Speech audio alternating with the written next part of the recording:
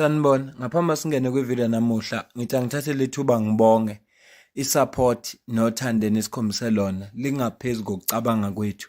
Siyacela niqhubeke nisiphote njalo ngokubuka amavideo ethu, ungakhohlwa ukukhomenta, ushare, ulike. Siyafisa ukuzwa umbono wakho. Sicela ke singene kwivideo namuhla. Ngoba kulezi insuku zama-holiday lapho khona abantu bejabule nemindeni yabo, kunemicimbi ehlukahlukeneyo. Kodwa kunabantu abasemsebenzini abasenza kwe-retail, amaphoyisa ney'gebengu nabanye-ke. Iy'gebengu zithola ithuba lokuthi zigange, ngakho-ke amaphoyisa aba nomsebenzi omningi okuqapha isimo ukuze sikwazi ukuthi njengabantu uma sithokozile nemindeni yethu kodwa sibe sazi ukuthi siphephile. Ey'nsukwini ezedlule ngibone nansi i-post ibhalwe kanje: a suspect who was out on parole was shot and killed by KZN police. Members of the provincial tracing team were in the Mbongolwana area. Based on intelligence received, the 56-year-old suspect, who would have celebrated his birthday in 4 days, allegedly opened fire on officers in the darkness from his heat court. He was then shot dead during the exchange of bullets. No police member were wounded. A pistol and the ammunition were recovered. The alleged criminal was wanted for his role in a recent cash heist at Midway Mall. Among other cases, he had served 15 of his 30-year sentence for armed robbery and murder when he was paroled. Bona lo muntu lo uphiwe ithuba lesibili ukuthi cha, ngoba usuhlale 15 years, phuma manje useve ngaphandle, usayine ukwazi ukuqhubeka nempilo. Khona lapho usabuyela ebugebengwini. Ngiyayithanda ke into ayenzile. Umuntu owenze njengayo ngave ngimthanda mina. Usave ama resources we-state ngoba ukhetha ukudubulana namaphoyisa, amdubula washona. Akho cala elizohanjwa, akho bameli abazokhokhelwa, correctional service ngeke iloku yondlana naye. Ngoba phela uyakhombisa ukuthi yena akakujabulela ukuhlala nomphakathi, ufuna ukuhlala le ejele. Ngakho-ke ukhetha indlela e-wrong. Masidlula phambili sithola udaba oluthi 3 suspects has been shot dead by police in Newlands West after robbing a tavern at gunpoint. Officers in the area responded on an armed robbery late last night, but allegedly faced gunfire while in pursuit of these criminals.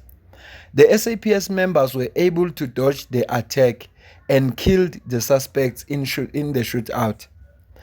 2 robbers fled and a search with additional assistance from Durban North SAPS Trio Crimes, accelerated K9 unit and other followed. The stolen items including liquor were recovered. IsiZulu City Social fele emsebenzini wabo. Asibakhaleli nje lapha ngoba bebazi uma nje bethatha isibhamu bephuma beyokhomba, bebazi ukuthi kungenzeka bengabuyi. Bezimbili izinto ebezizokwenzeka. It's either bona bebezodubula noma ubani ozendleleni yabo noma loyo ubezobadubula bona. Baphuma endlini bazi ukuthi akugarantiwe ukuthi bazobuya. So baphethe nje ibhamu ngoba fanele noma yini evele endleleni yabo bayigudluze. Namaphoyisa ngokunjalo. Uma kuthiwa ayaresponda lapha ayazi ukuthi zimbili izinto ezizokwenzeka. Uma labantu bengasarendanga bazodutshulwa. Ngoba bayazi ukuthi abantu baphethe ibhamu, ngakho-ke bafele emsebenzini wabo. Umuntu onjena akakhalela. UGeneral Mkhwanazi njengoba namhlanje ngomhla ka-1 ebekhuluma nabezindaba emveni kokuhlangana noPremier kwaZulu Natal, bezoxoxa nabo bekufuneka bambrief uPremier ukuthi sebesebenze kangakanani since kwakuhlelelwe ifestive. Sizokhumbula phela ukuthi sekuzoqala futhi ibhizi ngoba abantu sebezobuya kusuka nje ngomhla ka-3, 4, 5 iviki lonke lelizayo nalile kuzobe sekuphithizela abantu sebebuya ke manje eindaweni ezehlukahlukene. Zofuna futhi amaphoyisa aphinda aqapha isimo. So bebembriefa kuPremier. Uthe mase ekhuluma nezindaba wakhuluma kanje. And in that there's been a lot of shooting incident also that has taken place where some of the suspects were fatally wounded after they attempted to engage our police officers. And while we are still dealing with crime in general involving those that are criminals, but we are also disturbed by the fact that we tend to arrest some of our own on different type of crimes, ranging from drunk and driving to robberies. Just yesterday, police officers that were arrested after they went into a shop to go and rob and kidnap someone. And they were arrested, found in a position of the very same firearms that we issue them. So we are taking actions against such. And there are many other arrests that has happened that involves different law enforcement from Metropolis, and as well as and some of them from correctional services. So we are running these operations simultaneously with the festive season. So the safety of the community, the safety of the citizens, the safety of the guests in KwaZulu-Natal is a priority for us. So we're not going to stop. We're going to keep working hard. So having said all that, I want to thank the men and women who are working very hard. Our colleagues out there, day and night, they are facing this harsh weather, and they are working in the cold temperatures, rainy weather, and they have to face dangerous criminals and face the clients that are complicated. Some of them that are swimming behind us, some of them are intoxicated.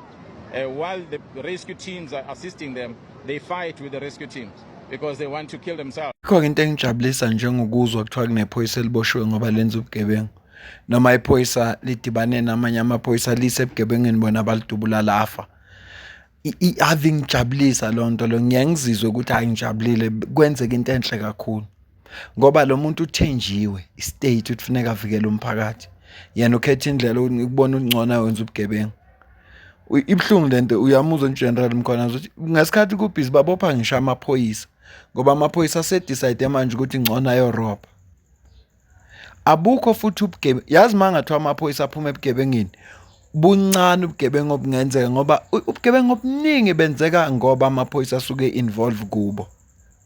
Inkinga nje ethi leyo ukuthi ubugebengu obuningi benzeka ngoba amaphoyisa asuke eyingxenye yabo.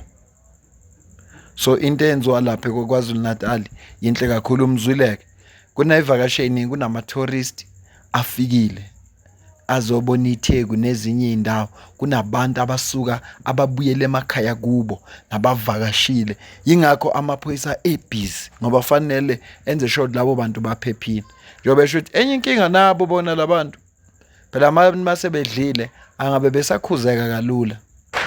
Kodwa amaphoyisa athola umzima nje, amaphoyisa athola umzima khona kunjalo funeka abekezela asidlule phambili. Sibonile izithombe ezitrend ukuthi kune tournament ebebeyenzile yesport, na uGeneral Mkhwanazi ubekhona, nevideo yakhe ngizoyicaphuna manje. Yazi ngithe mangibona le tournament beququmezela ukuthi akube khona isport, ngakhumbula amazwi ka Gayton Mackenzie ngesikhathi ekhuluma kwi-first 100 days in office, lathi khona a kid in sport is a kid out of court.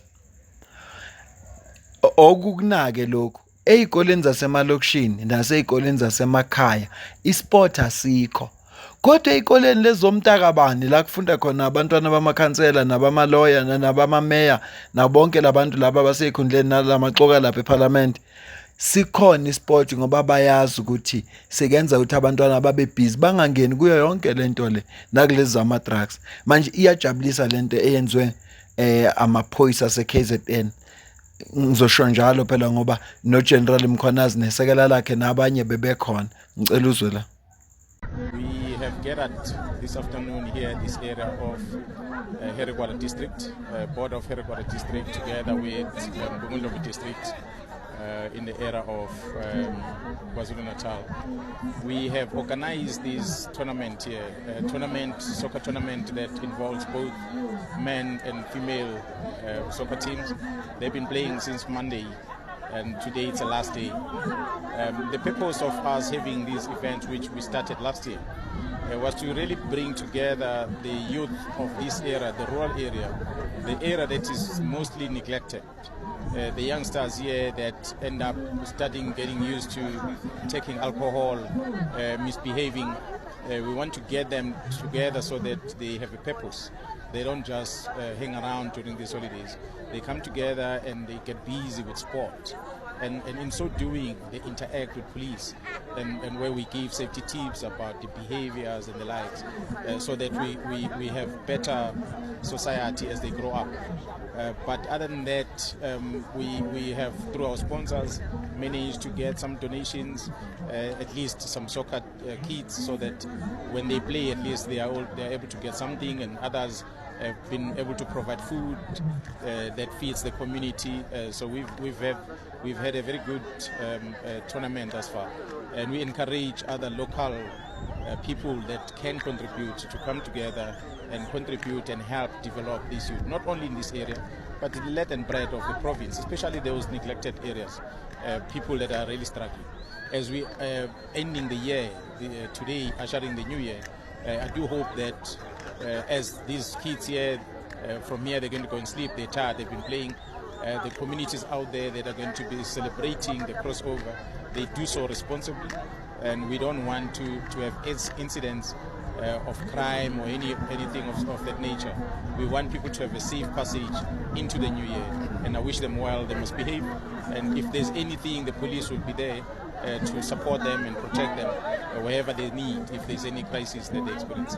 So thank you so much for paying attention on this short briefing, and I wish you well for the new year until we meet again. Inhle kakhulu lento abayenzayo yokuthi kunakwe lezingane isemakhaya.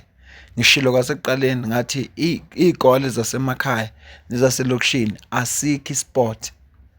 Kanti yona into ebalekile eyenza ukuthi abantwana babe busy. And kuna abantu abazi ukuthi kune career, kunama career amaningi ku sport. Uyabona mawubona makukhulunywa ngesport, asike sikhulume ngebhola nje into yazo ejwayelekile. Ibhola lilodwa ngale kwalo kukhona abantu abadila ngefitness, kukhona abantu abadila ngenutrition, ama course lawa umntwana mayeka expose ku sport uyabona nginabo fitness coach, nginabo fitness and wellness coach abakwazi ukumtesta ngengqondo zabe fit abe mentally fit, kuno coach laba bambheka ngekwenutrition ukuthi udinga ini. Zonke lezo zinto labo bantu labo abantu abakwi sport ngizisho ukuthi ama career lawo umuntu okusport angakwazi ukuyibona ukuthi hayi man kunenye career, akusiki ukuthi funa ngidlala ibhola kuphela ukuze kuthiwa ngine career yami la kwi sport. So ukungabi expose kwabantwana kulezi zinto kwenza ukuthi bangabi na inspiration. Kodwa tshela mina akuna sport, akuna lutho enzwayo. Yini ezoba inspiration kubantwana? Ama role model wabo kuzoba abobani? Ngoba into abayibona insuku zonke kaThixo ubugebengu nezigebengu. Futhi izigebengu ezigqoka kahle, zihamba ngeemoto ezinhle, zidlula labantu ekuthiwa bangamalu abiding citizen. Nanso ke phela into eyenzekayo. So yipi into ezoba inspiration? Kufanele abantu babuka izinto ezehlukene, babe inspired ngezinto ezenzeka. Nawo samabhizinisi basendaweni njengoba besho General Mkhwanazi abaxhasa indawo zasenzanga kubo, zixhasa indawo zasemakhaya ukuze abantwana baparticipate kube khona abakwenzayo. Uma kodwa lokho bakwenza uma lesizwe sethu noma lezo lethu belifisela okuhle nenqubekela phambili. Asibambe le video la ngengandi kakhulu bengifisa khona ukukhuluma ngodaba le cash in transit lela akaphawula ngalo yena uGeneral Mkhwanazi. Kodwa ke ngibuka ukuthi izosobe sithatha isikhathi eside kakhulu le video, kanti namuhla abantu iholiday. Nami nje ngithi angenze lama video ngoba angenzi lutho kahle. Sengithi nje angenze lama video lawo ngik-update ngokwenzekayo. Mina nawe kasidibane kwi video landelayo. Ngiyabonga kakhulu.